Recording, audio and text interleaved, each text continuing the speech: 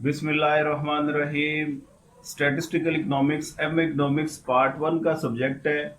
और ये समझ ले कि बाकी तमाम सब्जेक्ट्स एक तरफ, मैक्रो और स्टैट, ये दो सब्जेक्ट एक तरफ। इन दोनों का सिलेबस भी ज़्यादा है और इन दोनों की चीज़ें भी ज़रा टेक्निकल हैं, समझने वाली हैं। क्योंकि मैक्रो में वो डायग्राम्स वगैरह हैं, थ्योरीज हैं बेशुमार। और पास पेपर से अगर आप ये कहें कि पेपर क्लियर हो जाएगा, तो मैक्रो का भी नहीं होता, इधर से स्टैट का भी नहीं होता। बाकी में आपका तुक्का चल सकता है, पास पेपर करने से पेपर आपका अटेम्प्ट हो सकता है। लेकिन यहाँ पे हर साल क्वेश्चंस आपके नए आते हैं, चेंज होके आते हैं। कौन से बुक से आते हैं, खास तौर पे स्टैट की अगर बात की जाए तो कोई नहीं पता। इस वजह से डिफरेंट बुक्स को आप स्टडी किया कीजिए, किसी एक बुक के ऊपर ही आपने रिलाई नहीं करना होता। तो यहाँ पे आमतौर पे जो ट्रेंड है, स्टैट की बुक लगवाई जाती है वो शहजाद चौधरी की, दूसरे नंबर पे शेर मोहम्मद चौधरी की लगवाई जाती है वो। लेकिन ज़्यादातर जो पास पेपर्स के क्वेश्चन ऑब्जर्व किए मैंने, वो लिंड मार्शल की बुक में से सेम क्वेश्चन उठाए हैं पास पेपर्स में। और दूसरा कैल्विन की बुक। तो यहाँ पे मैं आपको पहले नंबर पे प्रेफर करूंगा, लिंड मार्शल की बुक आपके पास होनी चाहिए सबसे पहले। क्योंकि इस बुक से आपको स्टेटमेंट, आमतौर पे स्टेटमेंट अंडरस्टैंड करने में प्रॉब्लम होता है। तो स्टेटमेंट प्रॉब्लम आपकी कवर होगी, पेपर पॉइंट ऑफ व्यू के मुताबिक इसमें क्वेश्चन हैं, स्टेटमेंट आती है और स्टेटमेंट को आपने सोल्व करना होता है। और उसके बाद प्रैक्टिस के लिए या तो शेर मोहम्मद चौधरी की बुक लें या शहजाद चौधरी। शहजाद चौधरी एक ही बुक है, एक ही जिल्द है, पूरा सिलेबस है उसमें। और शेर मोहम्मद चौधरी की अगर आप बुक लेंगे, वो दो बुक्स हैं, एक पार्ट 1 पार्ट 2, ये दोनों आपको चाहिए होंगी। ठीक है जी। तो पैरेलल स्टडी के लिए ये बुक रखें, लेकिन मेन आपने फोकस रखना है लिंड मार्शल की बुक। तो आज की मेरी वीडियो वो लिंड मार्शल की बुक जिनके पास है, उसका पेपर पैटर्न, उसके क्वेश्चंस इंपॉर्टेंट कौन कौन से हैं, टॉपिक कौन कौन से हैं, ये मैं आपको बताऊंगा। तो ये इस वक्त बुक मेरे पास मौजूद है। आपके पास जो सा भी एडिशन है, 13, 14, 15, 16, 17, तो आप उससे ये तैयारी कर सकते हैं।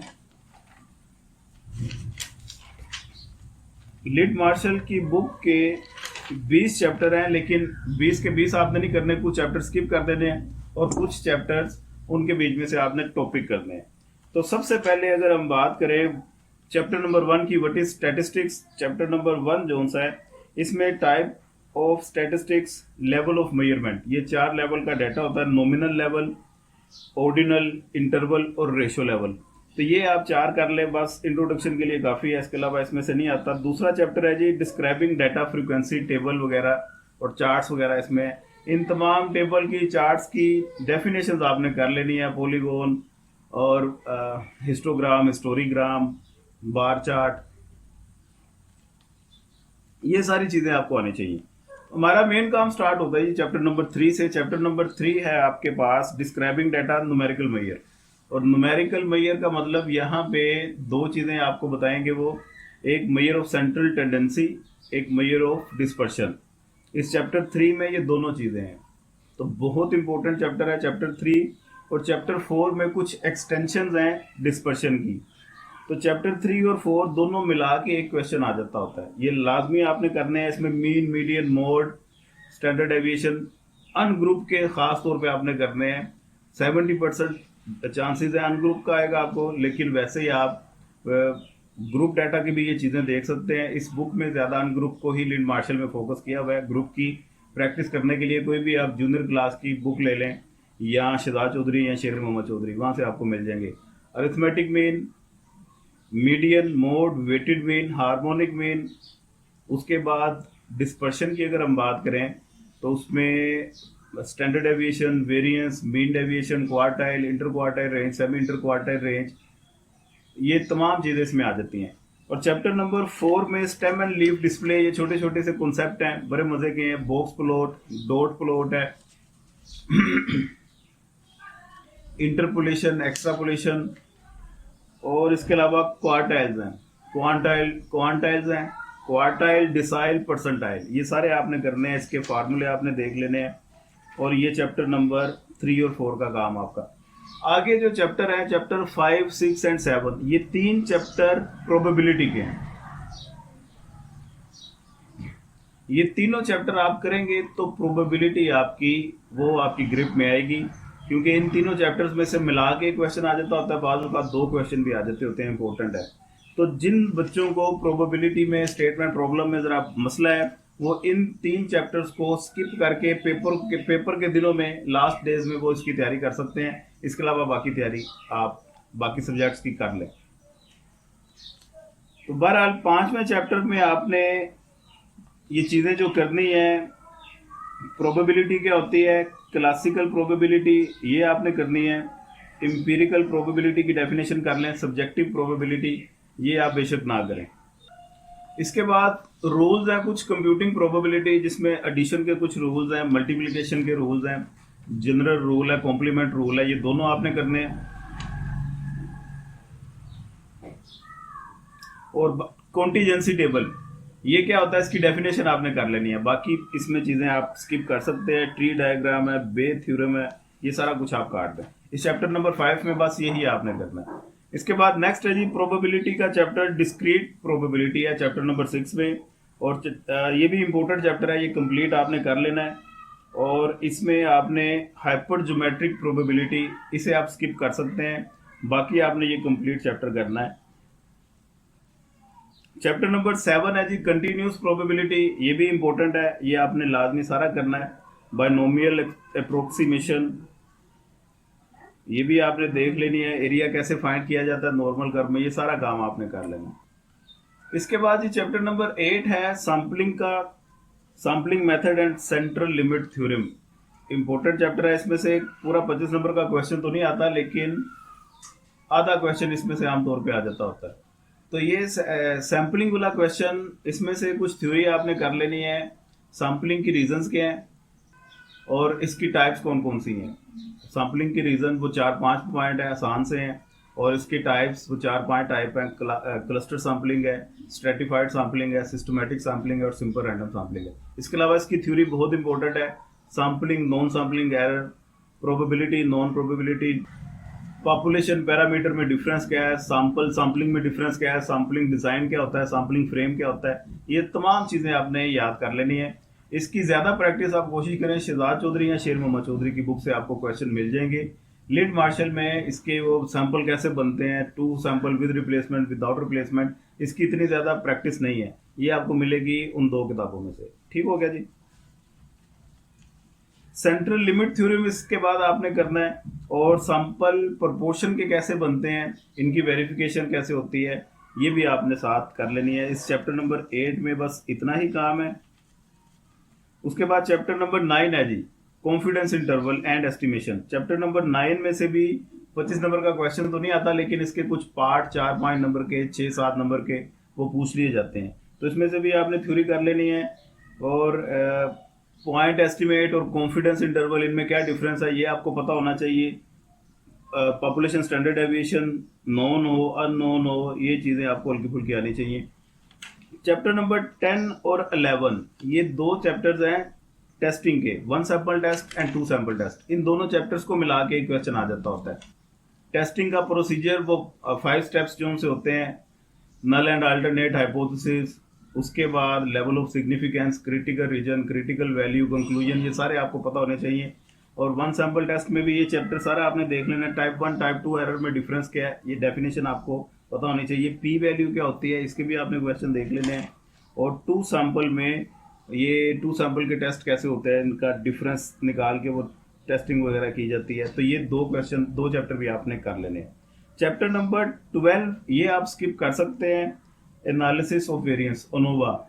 ये रिग्रेशन में अनोवा का एक छोटा सा पोर्शन है, उसमें कर लें, बस उतना ही काफ़ी है। चैप्टर नंबर 12 डिटेल में अनोवा करने की जरूरत नहीं है। Chapter number 13 and 14 simple regression and multiple regression, most important chapter है। एक क्वेश्चन 25 नंबर का कंफर्म है, और बाद औक़ात 50 नंबर का पेपर इन 2 चैप्टर्स में से आया हुआ है। ये इंपॉर्टेंट ज़्यादा क्यों है, क्योंकि आपकी रिसर्च और आपकी जितनी भी पॉलिसीज़ हैं, ज़्यादातर बेस उसकी ये रिग्रेशन ही है, मल्टीपल हो या सिंपल हो, तो रीढ़ की हड्डी की हैसियत हासिल करती है ये। आगे आपने पार्ट 2 करना है, उसमें भी इकोनोमेट्रिक्स सब्जेक्ट है आपका, सिंपल और मल्टीपल रिग्रेशन, वहाँ पे भी आपको ये काम आएगी अगर इधर ही अच्छी आप कर लेंगे। इसके बाद एमफिल की तरफ अगर आप जाना चाहें, सिंपल एंड मल्टीपल रिग्रेशन, इसकी कुछ एडवांस शेप्स वहाँ पे भी आपको मिलेंगी। इस वजह से इधर इसको पकड़ ले, अच्छी तरह से कॉन्सेप्ट आपने समझ लेने हैं, सारे की सारी चीज़ें इसमें करनी है, स्किप कुछ भी नहीं करना। रिग्रेशन वाई ऑन एक्स हो, एक्स ऑन वाई हो, वाई ऑन एक्स ज़्यादा इंपॉर्टेंट है। उसके बाद इनकी हर चीज़ की पीछे भी जितने टॉपिक गुजर गए हैं, इंटरप्रिटेशन आपको लाजमी आनी चाहिए। इनके मेरिट डीमेरिट आपको पता होने चाहिए लाजमी। प्रॉपर्टीज इनकी खास तौर पे पीछे जो आपको चैप्टर मैंने बताए हैं टॉपिक्स, मेन की प्रॉपर्टीज, एडवांटेज डिसएडवांटेज, और स्टैंडर्ड डेविएशन वेरिएंस की प्रॉपर्टीज, एडवांटेज डिसएडवांटेज, ये आपको लाजमी आनी चाहिए। और इधर भी रिग्रेशन, कोरिलेशन, इनकी प्रॉपर्टीज, एडवांटेज, कैरेक्टरिस्टिक्स, ये आपको लाजमी आने चाहिए। कोरिलेशन कोफिशिएंट क्या होता है, इसको फाइंड करने के कितने मेथड हैं, स्कैटर डायग्राम क्या होती है, कोफिशिएंट ऑफ डिटर्मिनेशन क्या बताता है हमें, फार्मूला इसका क्या है, standard error of estimate, covariance क्या होता है, अनोवा टेबल कैसे बनाया जाता है, वैल्यूज को कैसे आपने फाइंड करना है, टेबल कंप्लीट कैसे करना है, explained variation, unexplained variation, total variation, इनमें डिफरेंस क्या है, समेशन एक्स माइनस एक्स बार, ये इसे समेशन ई कहते हैं, ये इक्वल टू 0 होना चाहिए, ये भी आपको प्रूफ करना आना चाहिए। ये तमाम चीज़ें सिंपल रिग्रेशन में आपको इसके फार्मूलों के साथ आनी चाहिए। इसके बाद मल्टीपल रिग्रेशन है। मल्टीपल रिग्रेशन को एस्टिमेट करने के 4 मेथड हैं, ये चारों आपको पता होने चाहिए। पेपर में वो पूछेगा तो नहीं कि इस मेथड से करें, लेकिन आपके पास ये चॉइस होनी चाहिए प्रैक्टिस के लिए, आपको उस टाइम पे जो सा मेथड बेहतर लग रहा है उससे आप अप्लाई करें। उसके बाद partial correlation, multiple correlation, coefficient of multiple determination, adjusted coefficient of determination, और standard error of estimate multiple का नोवा, ये तमाम चीज़ें आपने कर लेनी है। इंटरप्रिटेशन इनकी साथ साथ लाजमी देखनी है आपने।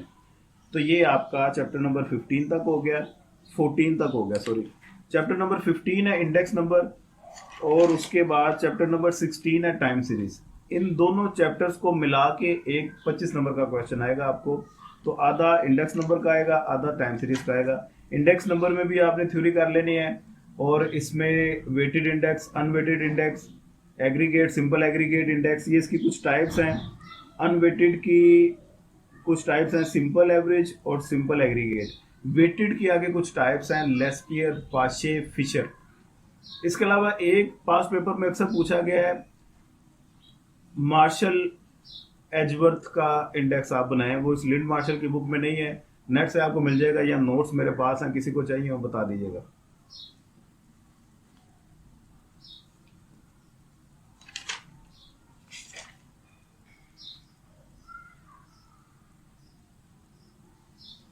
कंज्यूमर प्राइस इंडेक्स को भी एक बार हल्का सा देख लीजिएगा। उसके बाद टाइम सीरीज की अगर बात करें, टाइम सीरीज, इसकी डेफिनेशन, इसके कंपोनेंट कौन कौन से होते हैं।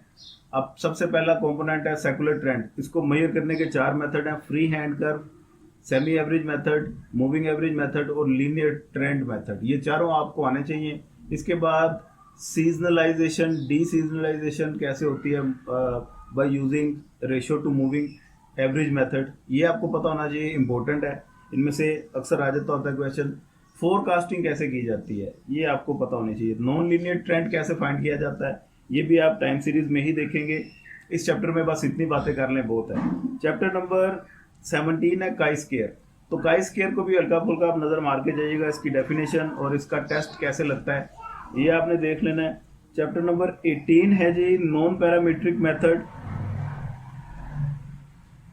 तो ये आप काट दें। Chapter number 18 paper point of view से इतना इंपॉर्टेंट नहीं है। चैप्टर नंबर 19 है statistical process control and quality management, ये भी आप काट दें, ये भी पेपर पॉइंट ऑफ व्यू से इंपॉर्टेंट नहीं है। और लास्ट में चैप्टर नंबर 20 है इंट्रोडक्शन टू डिसीजन थ्योरी, ये भी पेपर पॉइंट ऑफ व्यू से इतना इंपॉर्टेंट नहीं है, तो ये भी आप स्किप कर सकते हैं। आखिरी 3 चैप्टर आप काट दें, बाकी तमाम बुक के इंपॉर्टेंट टॉपिक्स और चैप्टर्स मैंने आपको बता दिए हैं। इन टॉपिक्स के अकॉर्डिंगली तैयारी स्टार्ट कर दें। स्टेटमेंट समझनी आपको आनी चाहिए, क्योंकि पेपर आप जब देखते हैं उसमें स्टेटमेंट ही होते हैं, सिर्फ 80+% स्टेटमेंट है, तो वो देख के बच्चों का दिमाग घुमाने लग जाता है, घूमने लग जाता है कि ये प्रोबेबिलिटी का है, डिस्क्रीट प्रोबेबिलिटी का है, या इसमें उन्होंने पूछा हुआ है मल्टीपल रिग्रेशन का क्वेश्चन है, या ये इसमें उन्होंने पूछा हुआ कोफिशिएंट ऑफ वेरिएशन निकालना है। तो इन चीज़ों का नहीं पता चलता आमतौर पर। बड़ी प्रैक्टिस चाहिए, साथ साथ करें काम। अल्लाह पाक आपका हावी नासिर हो, अल्लाह पाक आपको कामयाब करे। मदद आपको चाहिए हो, नोट्स चाहिए हो, या आप मुझसे तैयारी करना चाहते हो, इसकी ऑनलाइन क्लासेस हमारी कंटिन्यू है, इसके ऑनलाइन सेशन चलते हैं। मेल की अलग टाइमिंग है, फीमेल की अलग है, तो इसे भी आप ज्वाइन कर सकते हैं। बड़ी रीज़नेबल फीस है, सारा काम मज़े का, टेस्ट और नोट्स साथ साथ प्रोवाइड किए जाते हैं।